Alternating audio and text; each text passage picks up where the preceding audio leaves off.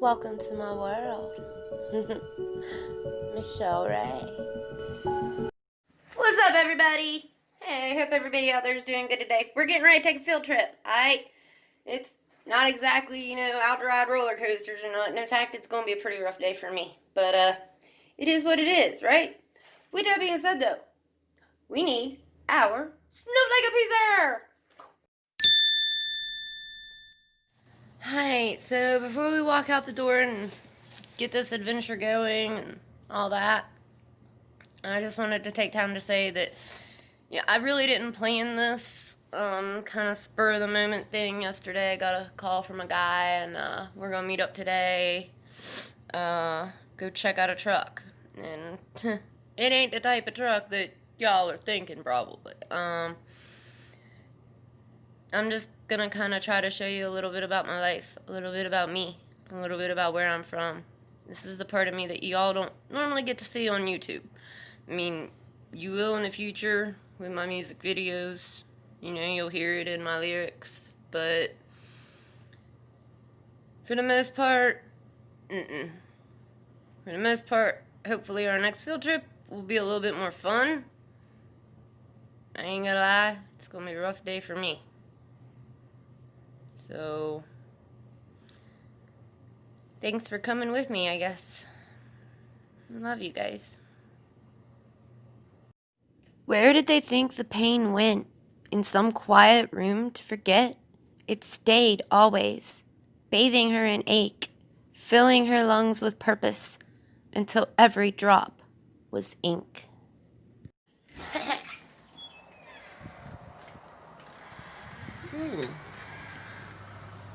Lovely weather. Fuck around. She tackled life with a fiery intensity. No one recognized the raging storm inside her soul as the reason. So, I can't find the guy yet, but look, I found the truck. Looky. At least something good is trying to come out of today, right? Right. We will see where this fellow is. We will find him. I promise. The highest courage is to dare to be yourself in the face of adversary, choosing right over wrong, ethics over convenience, and truth over popularity. These are the choices that measure your life. Travel the path of integrity without looking back, for there is never a wrong time to do the right thing. Hi. So, for a few reasons, I did not actually put him on camera. I'm just gonna kind of relay the story to y'all. You know, he was as interested in my brothers as what I was his truck. So, he actually sat down and he took some notes and things like that. It's kind of rare to find somebody around here that really even gives a damn, so. Anyway, about the truck. I'm fighting a war I can't afford to lose. My foes are your memory and a bottle of booze. My longtime friends turn on me once more, and my mind and my heart fight to settle the score. Hi, story on the truck. Basically, it's about 30 seconds down the road this way, but about, I'd say, 60 seconds that way. There used to be a place called the Olympic Center, and there were teenagers from all over the state that would go there. It was more or less like a drug rehab type thing for teens. If they got in trouble with the law and they were on drugs, they could go there instead of juvie. Well, the kids that were usually up there, they had no respect for the community whatsoever. I mean, they'd go up the road another 30 seconds, stealing shit from Walmart. They would break into just whatever vehicle they could find, looking for cigarette butts in an ashtray. They were just straight up punks, okay?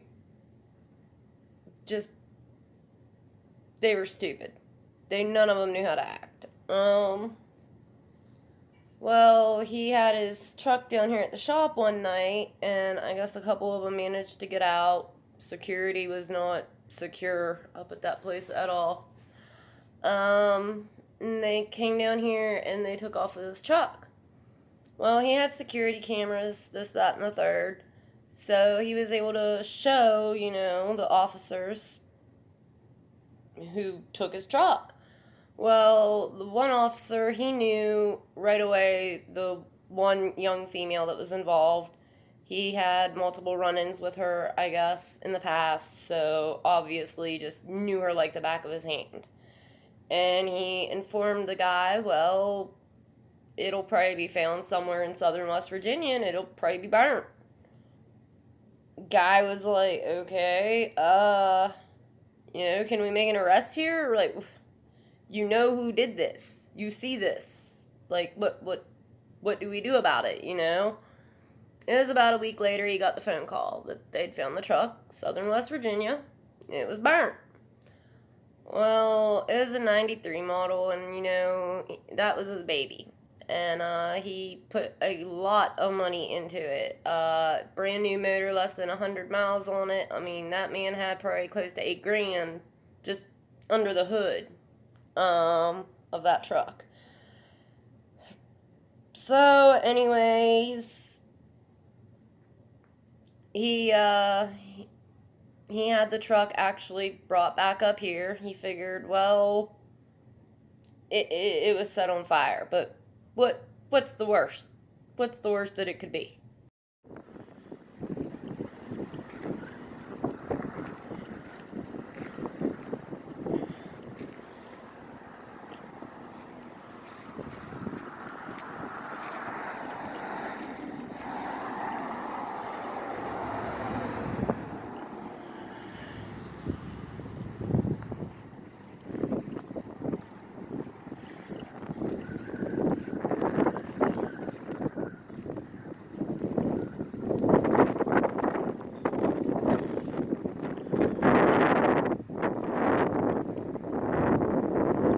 Hi, well, as you all can see, that's a little bit beyond repair. There were no arrests made still. Nothing happened. He took it up with the prosecuting attorney and everything. And quite frankly, she was straight up, she was a bitch. She told him, there was nothing that she was going to do about it. Quite frankly, she felt that he deserved it. Yeah. See, he has that shop up where the truck sits, but he also has a junkyard. Well, she told him, quite blunt as a matter of fact, that you receive stolen property and you make the drug problem even worse around here because you pay cash. Excuse me? Junkyards and pawn shops, they're always receiving stolen property. It's not the owner's fault either. Okay? And when your truck gets stolen and gets set on fire, something should be done about it. But they didn't want to do anything. It's been sitting there now like that for almost 5 years. Nobody wants to do anything. This man was a very amazing gentleman. He was absolutely amazing. Me, I cuss like a trucker, and I only heard him say the word shit once. He's very old school, a very respectable man. You can tell he's busted his ass all his life to run his businesses. Not to mention, he does care about the justice system around here. Not very many people take time to even ask me about my story, but he did. This man is 68 years old, and they're treating him like he is the criminal. He's not the criminal. He's the victim. People like him that own junkyards, pawn shops, they're not responsible for every dumbass meth head, crackhead, whatever out there. That's not their responsibility. When you take something to a junkyard or a pawn shop, you take it there, you get your money, and that's that.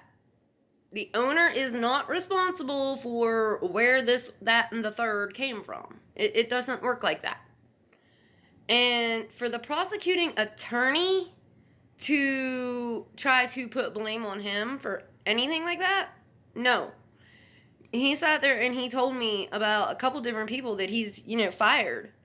And he even kicked his own grandson out of his shop once, for some dumb shit.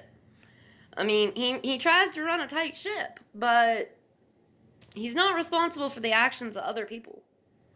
So when something bad happens to him, how's that his fault? He was the victim. Give me hell. Tell everyone these wings are torn and I'm falling. Give me heaven and love me one last time. Alright, I can promise y'all now, next time we take a field trip, it ain't gonna be in the middle of a blizzard. The hell with that shit. It's cold. There you go. It's my brother. More Preston County justice at its finest. And then to y'all, it's just a tombstone. Every hard bar I drop, every bit of anger. It's right there.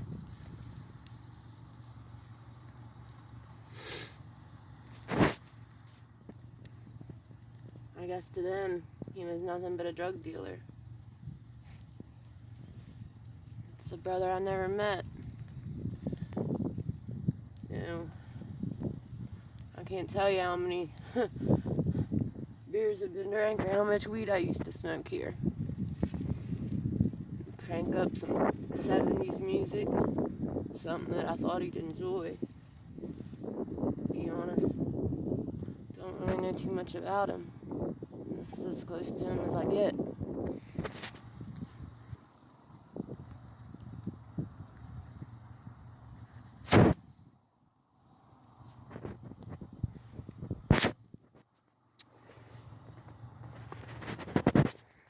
She was a collector of forgotten dreams, scribbling them onto her lovelorn heart as the blood and ink might bring them both back to life. Well, there you have it. That truck, it makes for a real good visual, I think. Shows you a little bit about the community I live in. Fuck. I walk outside, step on a blade of grass the wrong way, my ass is gonna be in cuffs. I wish I could sit here and tell y'all that, as an artist, I love my town. Couldn't be anything further from the truth, really.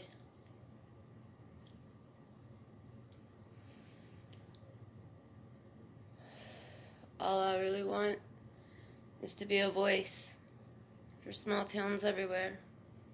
Because it's not just my town. It's not just this county. I know there's other places out there like it. Wrongs that just won't be righted.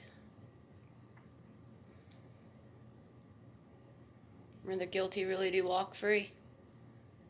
Murder ain't shit. See, where I'm from, they're more worried about somebody with a gram of weed than the dude living right down the road that's killed 8, 9 people, more. They don't care about him. I do. I have a voice. And with your help, I'm gonna use it. When most people hear the word justice, they mentally imagine some scales. You see, when you see my face, when you hear my music, when you hear my voice, I want you to always picture this. Where I come from, we don't have scales, but we do have a truck. Alright, I guess to summarize everything whenever it comes to the truck, the cops knew who was responsible. The Cops even knew where the truck would be found and the condition it would be found in a week before it was actually found. Prosecuting attorney basically said, "Fuck you," to the gentleman. That is our justice system. And that is why he took his paint and he has that truck mounted. That way everybody can see it. Sometimes people just need a good visual to put things into perspective for them. And with that being said, just like my brothers, it is what it is.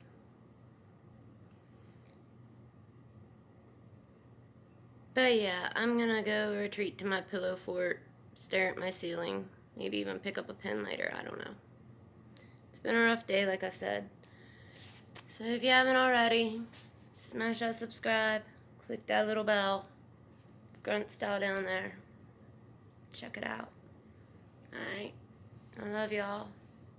Thanks for riding along with me today. She has been down this road so many times, broken limits and invisible lines. You can see the ache taking its toll within her eyes. What is it about girls like her and the need to say goodbye? A wishing well outside of a courthouse, a building. It simply sits. If I had one wish, I'd wish for justice, so that you, my brothers, may find peace.